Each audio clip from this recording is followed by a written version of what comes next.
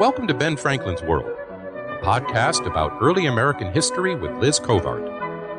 The study of history is key to understanding who we are and how we can affect a better future. Ben Franklin's World will introduce you to historical people and events that have impacted and shaped our present-day world. And now, here's your host, Liz Covart. Hello, and welcome to episode 82 of Ben Franklin's World, the podcast dedicated to helping you learn more about how the people and events of our early American past have shaped the present-day world we live in. We live in an age of information. Each morning I log into my Feedly account and I see over 1,000 digital articles. No matter where I am, my smartphone vibrates with news alerts. When I log into my inbox, Google greets me with links to the day's top news stories. And then there's Twitter. I love Twitter, and there's always news on Twitter. No matter where we turn, we have access to lots of information. But what do we do with all of this knowledge?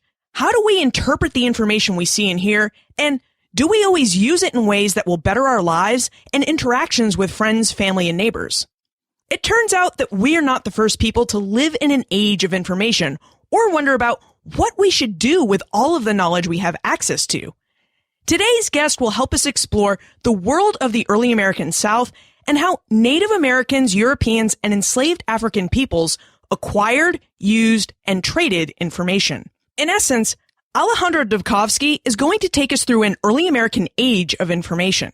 During our conversation, Alejandra reveals details about the Native peoples who lived in the early American South prior to European arrival, when and how the Spanish established a settlement at San Agustin, Florida, and how understanding early American information networks can help us reconstruct how people in the early South lived and interacted with one another.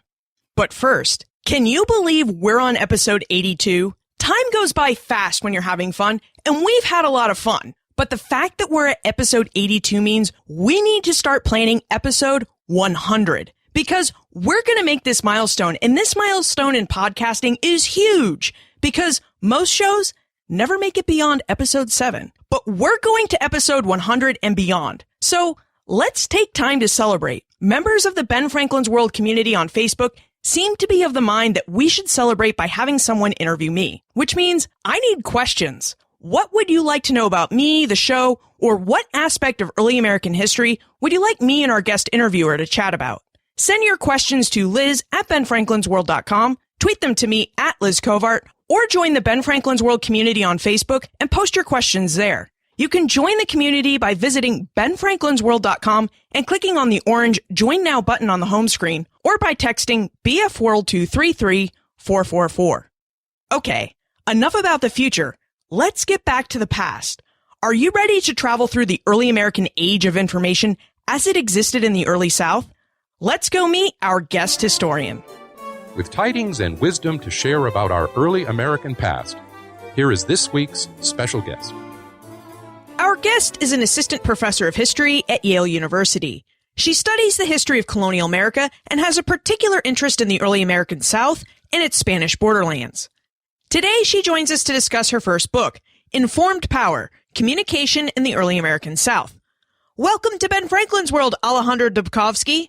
Thank you so much for having me. It's a pleasure to be here. We live in an age of information. We have access to news from different outlets such as the radio, television, print, and through the internet. We have so much information and different interpretations of that information that it seems difficult for us to process it all. Alejandra, you suggest that this is not a new problem. You explore the age of information that took place in the early American South during the 16th, 17th, and early 18th centuries. Would you provide us with an overview of what you mean by the early South, and would you tell us about the many peoples or groups that lived within the region? The early South is, of course, a label that I, as a historian, imposed on the region and a place and a time. Obviously, no one at that moment of time said we live in the early South. Early from what time period? South from where? So these are, terms that are all relative. But I imposed that upon a region and time so I could begin making sense of a really complicated area and really complicated set of people. What I mean by the early South is sort of a region of the world that encompasses the present days of Florida, Georgia, South Carolina, and it spans all the way to the Mississippi River. And And in terms of the time period that I'm talking about, I begin in many ways my story as a historian with the beginning of sort of Spanish explorations in the 1500s, but truly because the story pushes me so much back, I really have to begin way before the pre-Columbian era. In Cahokia is where I begin a little bit of my work, but truly as a historian, I begin in the 1500s, and I trace the story to the mid-18th century. Big area and a long time period. And in terms of who lives there, the people I explore the Spanish, the French, and the English colonists, but a wide variety of native groups that inhabited the area. A lot of groups we recognize today, like the Creeks and the Cherokees, but also groups that are less well known today, like the Timucua, the Wale, the Apalachee, and also sort of the growing number of African slaves that are appearing in the mid-17th and 18th century. You mentioned Cahokia, or the Mound Settlement. From time to time, we see this settlement mentioned in newspaper, magazine articles, or even on television segments. Would you tell us about Cahokia? The first time I saw an image of Cahokia, I could not believe that was in present-day United States. I thought I was looking at mounds in Mesoamerica, somewhere completely different. For people who don't know anything about it, it's this incredible sets of mounds that are gigantic, that take your breath away when you climb them. And they were made by people between 900, but really in the 1200s to 1400. And it was a huge civilization that had 40,000 people. This is a huge space that they built gigantic mounds, that they farmed, that they had armies, that they had practiced complex forms of religion, complex forms of political structures. So it's a really complicated and sophisticated world that often we don't think of as being at the heart of North America, and it truly was. Well, that seems far away from the South we imagine of South Carolina or Georgia. In many ways, the reason I have to begin my story in Cahokia is because that moment, that organization model really serves as a way to influence the rest of the Mississippian societies that are going to come in its wake. So the things that are going to happen in the 1400s and 1500s before the Europeans are arriving are all shaped by this really dynamic native world that's taking shape beginning with Cahokia. So the reason why I started in Cahokia, although it seems sort of physically far away, is because of its effects it has on this world that's really much evolving and shaping by the time Europeans arrive in the early South. And in terms of communication, which is how I'm thinking about this whole world and how it's connected, Cahokia, it's great because there's a lot more sources, and here I am talking about archaeological sources, but there's a lot because the site was so big and so many people lived in it and so many people left both architectural things they built or religious items or practice or trash that they left behind or ceremonial burials. So there's a lot of information about Cahokia. But what you also see is the influences Cahokia had in other places. And since there's lots of people who work on Cahokia, rather than studying the site itself, I was more interested in to see how it was connected with other places. And that's actually, for me, one of the really exciting things about this world. It isn't that it's just big and sophisticated, but it's in fact that it has tentacles and it reaches to all these places, that it has shells that are coming from the Gulf of Mexico, chert coming from Missouri. It has all these connections, and also these places far away are being in contact with Cahokia. They're responding to it. They have to send tributaries to it. They send delegates to it. There's a big influence in this region. Wow. 900 to 1400? That's really early American history. Very early. I keep going back and back in time. My students joke I'm going to end up way too early. From your description and others I've read, I imagine Cahokia as a large city with many different trails going to and from it that connected Cahokia to other Native American settlements. Essentially, I imagine Cahokia as a large metropolitan Native American city. Is this an accurate image? I really think it was. And the important thing for me is not that it's just in center, but it's dynamic. So it grows very quickly. It has all these connections where people are going to Cahokia, taking material goods that they buy there, that they take back to their communities to show that they have connections to Cahokia. So it's not only strange items that are going into Cahokia. So Cahokian elites can say, look how far our power and influences reaches because we had these items from very far away. Is that people then going back to their communities are taking chunky stones made in Cahokia, are taking particular motifs that are being made from Cahokia itself back to show their connections to this great city. So yeah, definitely like a big center in which communities are all tied and connected to it. But it also means that it controls a lot of power, and in the sense that people have to go from Cahokia back to their community. They're not supposed to be connected necessarily to each other. They're supposed to be connected to the central node. But then that falls apart. Cahokia wanes very quickly, begins to fall apart. People begin to move out of Cahokia. There's lots of curiosity as to why that is around the mid-1400s where that all begins to fall apart. People talk about sort of an ecological crisis, also talk about a huge spiritual crisis. People that had been building this mound suddenly find that the leaders no longer can support them, can support their interests, can balance the universe in a way that's profitable and sane for them. So you start seeing lots of this big centralized node where people were communicating to one particular hub all fall apart. And you start seeing much smaller connections, but many more of them starting to arise. So right at the moment you start getting European explorations, European invasions in the south, is a moment where there isn't such a centralized information network. In fact, it's quite the opposite. You have lots of little nodes in play. So that makes it very hard. There isn't one central hub where everything's moving to. You have a huge diversification that's happening right at the time Ponce de Leon or the Spanish are making their way into the coast of Florida. Lots of people went to Cahokia to exchange goods, and with people comes information. What role did Cahokia play in Native American communications? Did the people of Cahokia gather and share information with other peoples? This is what I always want to know. What are they talking about? What do they want to know? So this becomes really hard, right? Because as a historian, what I want is written documents. And there are no written documents from Cahokia. But there are material documents. And there's also how to read information needs from things that have happened. For example, the development of palisades, the development of protection walls. Cahokia starts building bigger and bigger walls around its cities. The only reason to build these walls and cities is because violence is occurring. So what you start to begin to see is an increasing need to be informed about war and coming enemies. The other thing that seems like a very basic thing to sort of summarize and simplify, but it's what I can gather from the materials that's available. And the other one is the ability to distribute food, right? Because a lot of the way Cahokia centralizes its power is because it controls the grain. But that means it needs to be very aware of how the grain was, how much it was produced, how to distribute it appropriately. So I think both of these things, although, I want to know much more about all these details, is what I can begin to glean about what Native groups, at least in this early moment in period, were concerned about and what they're communicating about. Earlier you mentioned the Spanish. Would you tell us about their arrival in North America and their settlement at San Agustin? What did initial Spanish settlement look like, and what goals did the Spaniards have for their colony?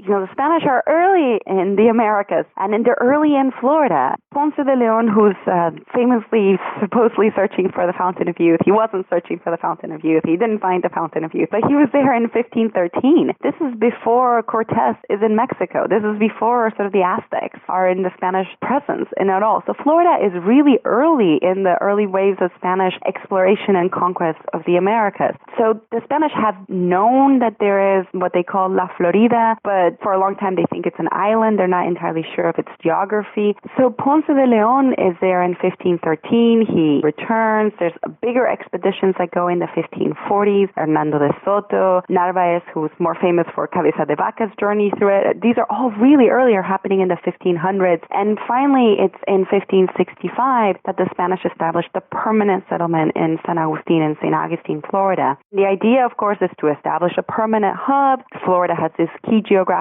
location on the coast because it's really good for monitoring the ships that are sailing out of the Caribbean back to Europe, back to Spain. So this is a key strategic region. So it's there as an outpost. They're also there in theory to missionize even that early on. But the reality of that settlement in 1565 has more to do with the French than it has to do with any other grandiose Spanish imperial visions.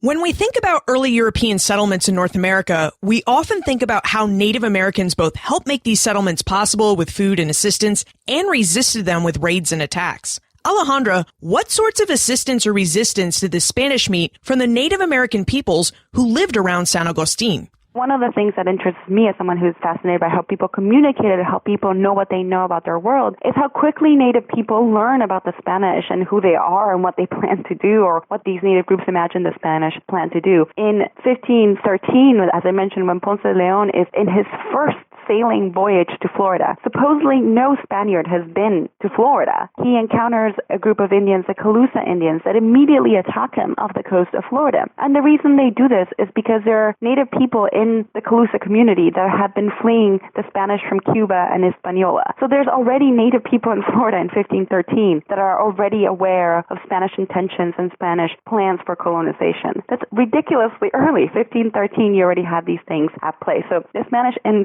some regards, guards encounter immediate opposition from native people that are being informed from native people in the Caribbean what's happening there. And in some other areas of Florida, they encounter a welcoming from groups that really see the Spanish as a tiny, tiny, tiny presence. I mean, we're talking about 200 Spaniards in a moment of time where the Timucua population or the other groups are in the hundreds of thousands. So the Spanish are truly entering a world that's native majority in every sense of that word, in terms of population, in terms of power, in terms of food, in terms of access to roads and the like. So really the Spanish need to tread very, very carefully. So some native groups really see the Spanish as potential tributaries or allies they can tap into so they can fight their own wars or achieve their own goals that have nothing to do with Spanish plans or intentions in the region. So you see both of these things occurring from the earliest on, both a welcoming and an attack. So there's no one strategy that native people employ just because there's no one native group in Florida. There's a whole slew of them. Resisted and welcomed.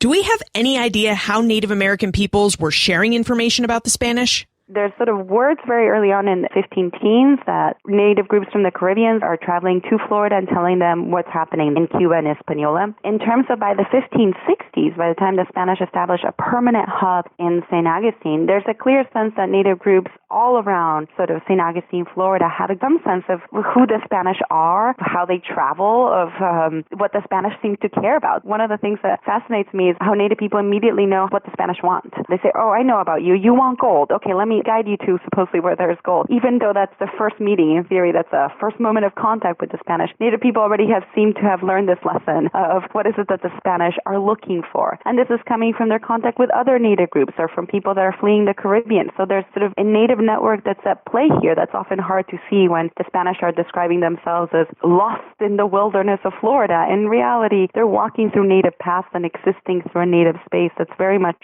working, although they're lost in it. It's existing before them.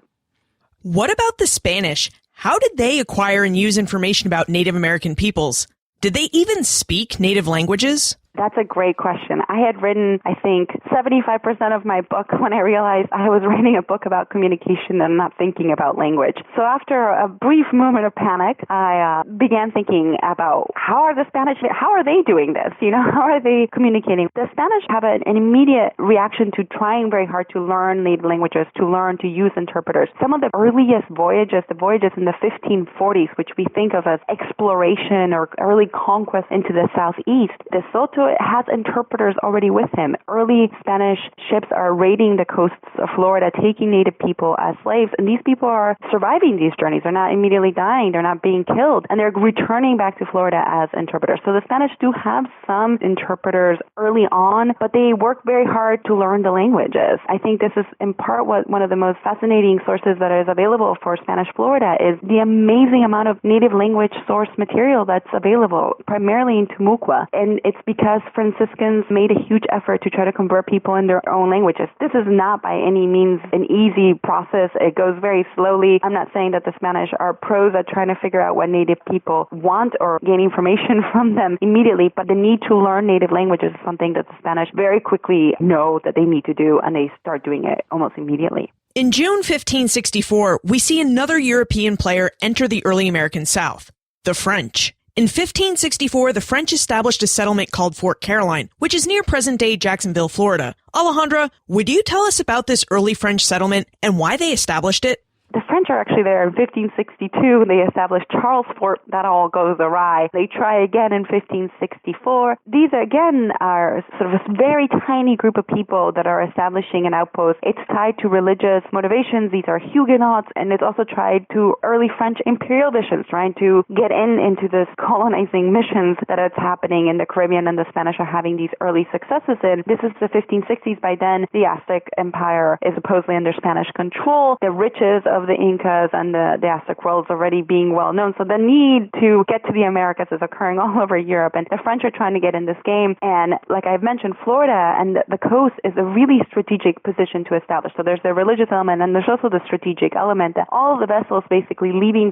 from North America, from Mexico, from the Caribbean, have to, in essence, pass through Florida to then get to open water back to Europe. So really controlling or having some outposts in the coast is really strategic. So the French set up a small settlement They're entirely dependent on their native allies. These would be the Timucua Indians. But the reason this is important, at least for the history of Florida, is how immediately the Spanish respond to the French fort there. It's one of those things that the Spanish had been trying since the 15 teens, had sent huge expeditions to Florida. I mean, Ponce de Leon is small, but Hernando de Soto has 800 people or 600 people. These are huge expeditions. Luna has even more in the 1560s. So these are huge numbers of Europeans that are Spaniards that are going to Florida and just dying and failing miserably. And they're not finding gold. So Florida's not looking good, and it's not looking like it's going to be high on the Spanish priority list. And then the French set up shop there. And that is not okay for the Spanish. So the need to expel the French, the need to expel this potentially religious minority group that's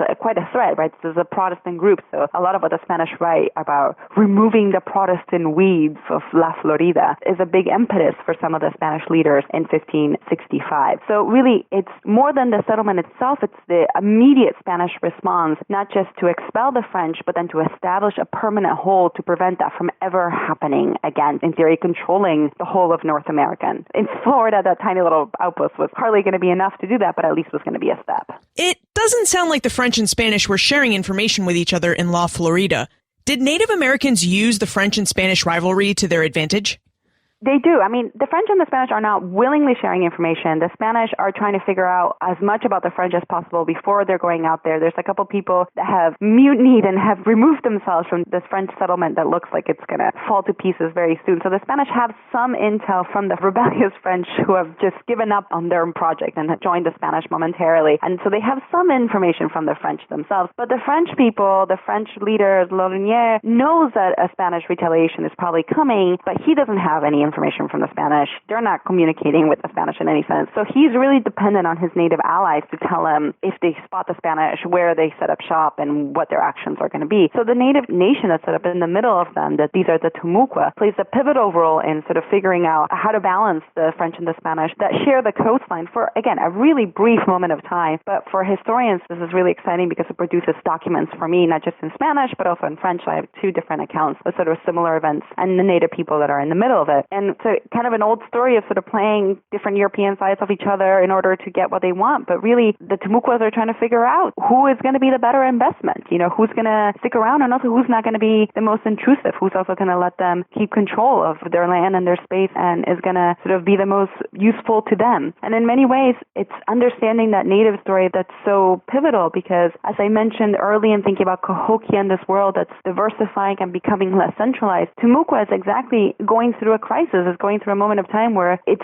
chiefs, its caciques are having to think of ways in order to retain their authority. So having a Spanish or a French power that's going to bolster their own particular individual leadership is going to be really instrumental. This is a moment of time where you see other groups sort of becoming even more and more fragmented. They're falling into smaller and smaller groups, and the Timucuas are trying to retain the hierarchical structure that has, really close echoes to Cahokia, so really long tradition that's really being challenged by current present situations. And the Spanish come in at this moment. So Timucuas are thinking, this will be Timucua chiefs, Timucua elites are thinking, this is a great ally we can tap into to retain our own particular sense of authority and power. So really, they're not just thinking who has the better goods or, who's going to ultimately be the most powerful, but who can we employ that's going to help retain our sense of authority and power over our community. So it's a leadership structure happening at this time. Your story is really interesting because when we think of Native Americans and the arrival of Europeans, we tend to think of Native Americans as victims of European diseases, European war, and European land hunger. But your story reveals that Native Americans weren't simply victims, that they had some power. When the Europeans arrived, they weren't exactly sharing information with each other, but Native Americans gathered information, and they likely determined what information to share with Europeans and which Europeans to share it with. Yeah, I mean, with that caveat, being very careful, of course, having a lens of information, like any time a historian chooses a lens, you are choosing to see certain things and not others. The story of disease and violence is not absent from the story. Disease has a huge role, and it plays sort of a little later about when, smallpox really decimates the Timucua population. But even when it does, they remain a majority over the tiny number of Spanish and the tiny number of French, and eventually the small number of early English people who are exploring this region in the 1600s. So really, native ability to communicate communicate to the Spanish about who the French are is instrumental to the Spanish figuring out where the French are, how armed they are, what their movements are going to be. And this was truly revelatory to me. It wasn't just that native people were informing the Spanish about, where certain waterways were or where certain food resources available were. They were telling the Spanish about the French. What the Spanish knew about other European powers came from native people. And that was sort of a reshaping of my worldview. It wasn't that native people were used as guides. They were used to learn about other European powers. So what happened to the French settlement at Fort Caroline? Well, there's this great fort called Fort Matanzas, which is not really far away from St. Augustine. You can sort of visit it today. I think it's a state park or a national park. And the name Matanzas means killings. So it's a horrible massacre. The Spanish killed the French. They even killed some of the French who surrender in this place called Fort Matanzas for killings. It's sort of a horribly bloody moment, and it really sort of reveals the seriousness, the violent seriousness with which the Spanish are going to protect their hold on Florida. So it's not a really pretty story.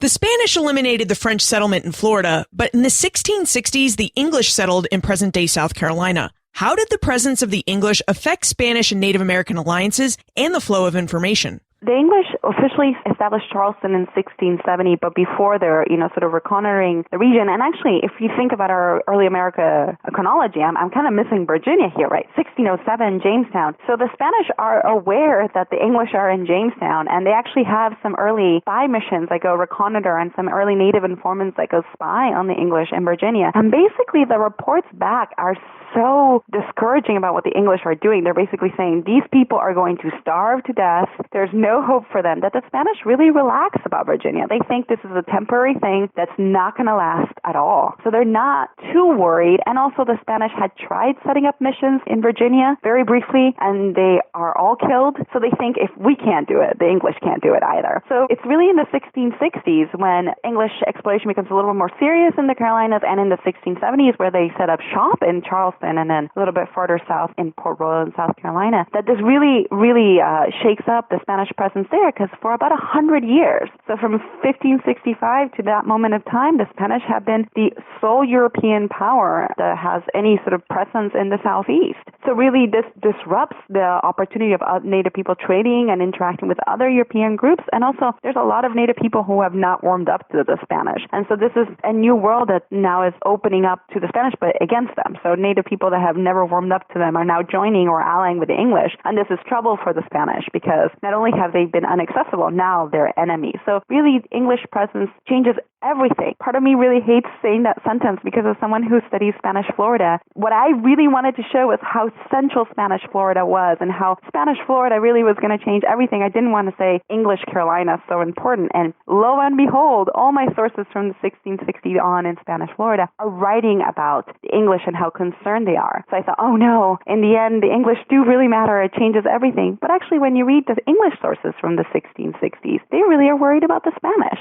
So it's not just a one-directional that South Carolina affects Florida. It's Florida deeply affects South Carolina. So these two European powers that are now competing in this space are really thinking of each other and thinking of the native communities in between them as a way to figure out how to negotiate this space.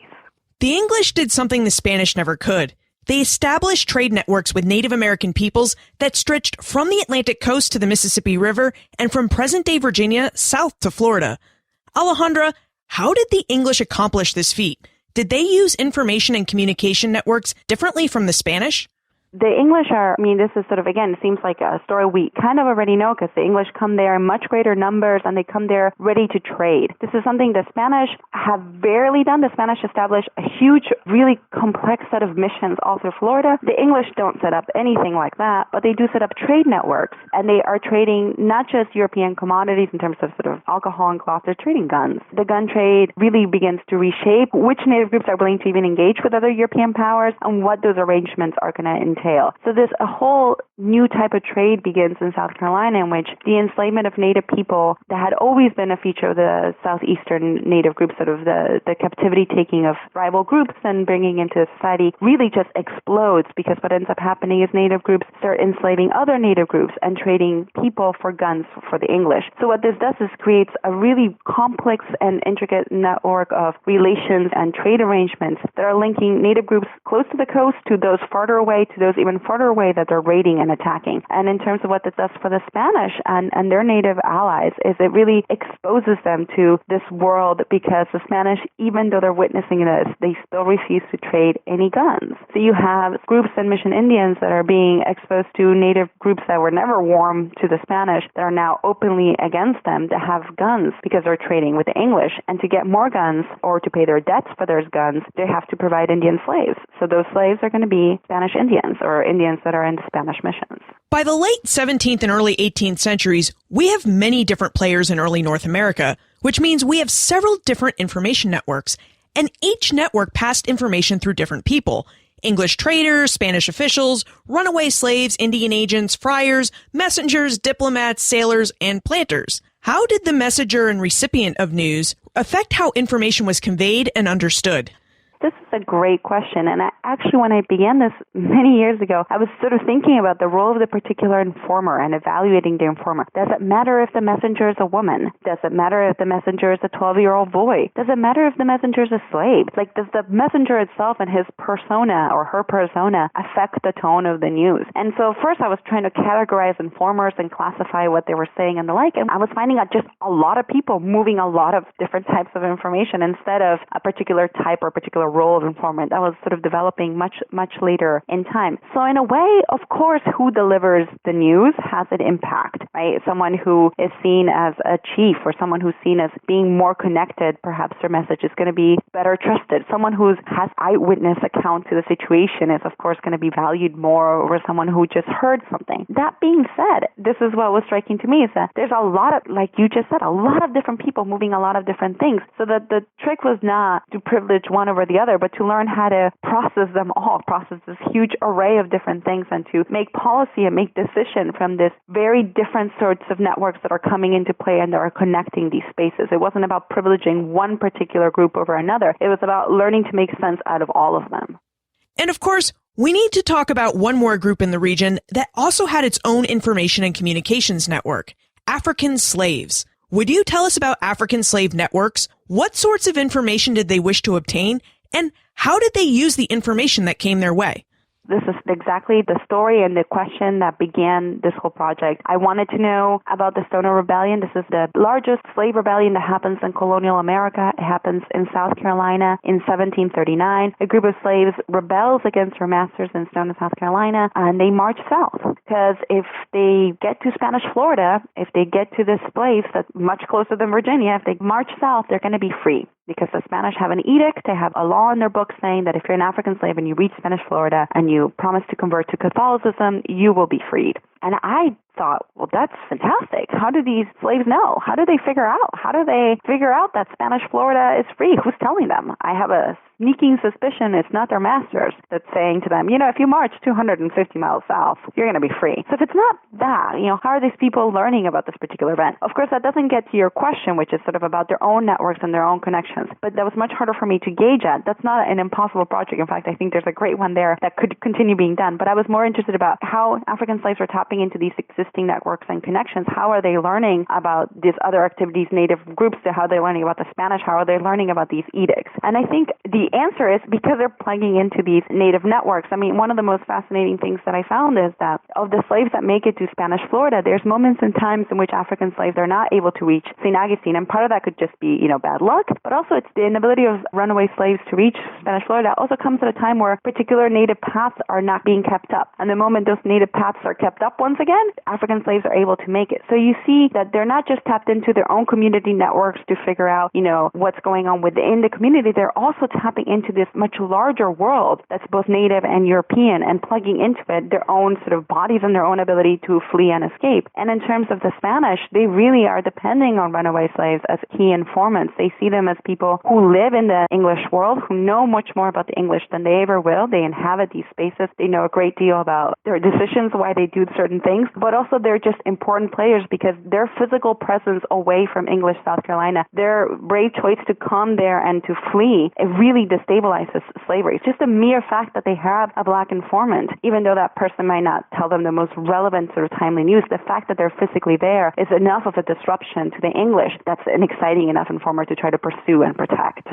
We have a clearer idea of how information flowed through the early South and how Native Americans, Europeans, and enslaved Africans acquired and interpreted that information. But how does knowing all of this help us reconstruct what happened in the colonial South between the 16th and 18th centuries?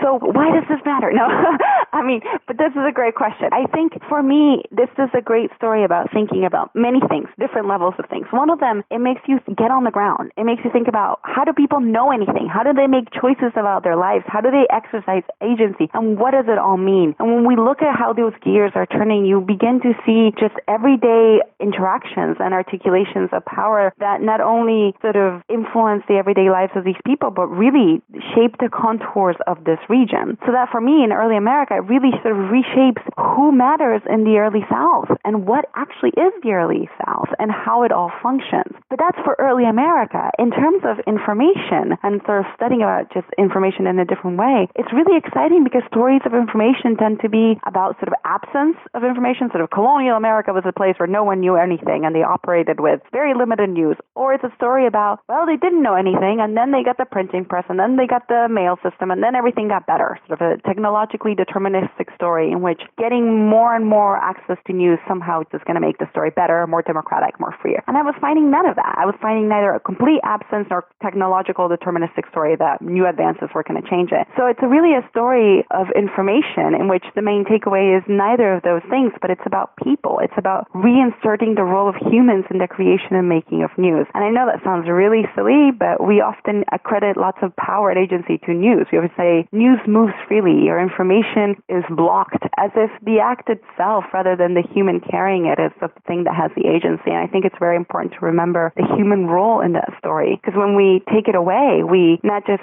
sort of miss a great deal, but we then silence some of these fantastic voices that have made information be accessible or not. And those are sort of native and African voices that sort of get sort of lost otherwise. Let's move into the time warp. This is a fun segment of the show where we ask you a hypothetical history question about what might have happened if something had occurred differently or if someone had acted differently.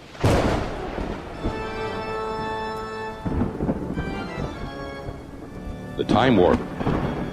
Historians can't predict the future, but they can speculate about what might have been.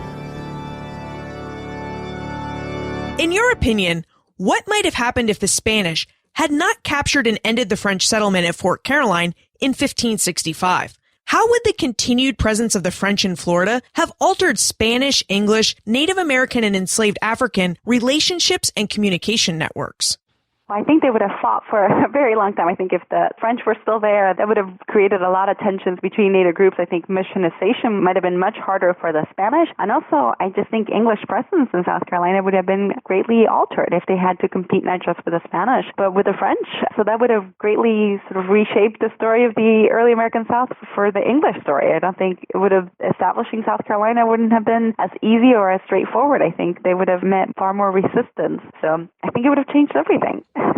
What aspect of history are you researching and writing about now?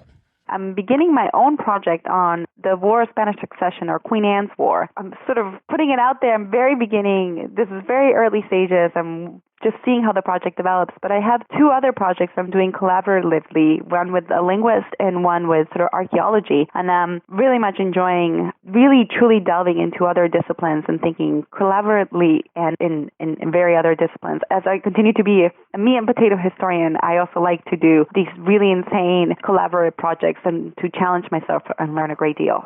Where is the best place to look for more information about you, your work, and how we can get in contact with you if we still have questions about information networks in the early South? I'm easy to find with a name like Alejandra Dubcovsky. If you Google me, I come up. You can find me at the Yale Department of History webpage. I'm also on Twitter, and I'm also on Facebook. So I'm everywhere you want me to find, and eager to answer any questions anyone might have. Alejandra Dubcovsky, thank you for revealing how information traveled and was used throughout the early American South. My pleasure.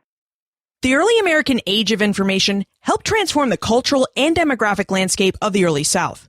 When the Spanish received word that their French rivals had settled just north of San Agustin, they made war on the settlement. And when the English heard that the Spanish had discovered wealth in the Americas, they sought to establish their own colonies. They may have begun their settlement at Jamestown in New England, but they also settled in the early Southeast. And they did more than just settle.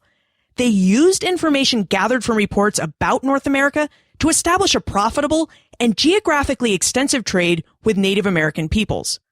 But how did Europeans learn what their rivals were up to? As Alejandra noted, it's not like they were sharing information with each other. At least in the early days of the colonial South, Europeans relied upon the information Native Americans gave them. But why did Native Americans share information with Europeans? Colonization had severe consequences for Native peoples. Disease and warfare decimated their populations. Trade changed the ways they worked and lived, and European land hunger displaced Native peoples from their lands. But as we can see from Alejandra's work, exchanging information seemed to be one way that Native peoples attempted to participate in and shape the changes Europeans initiated in North America.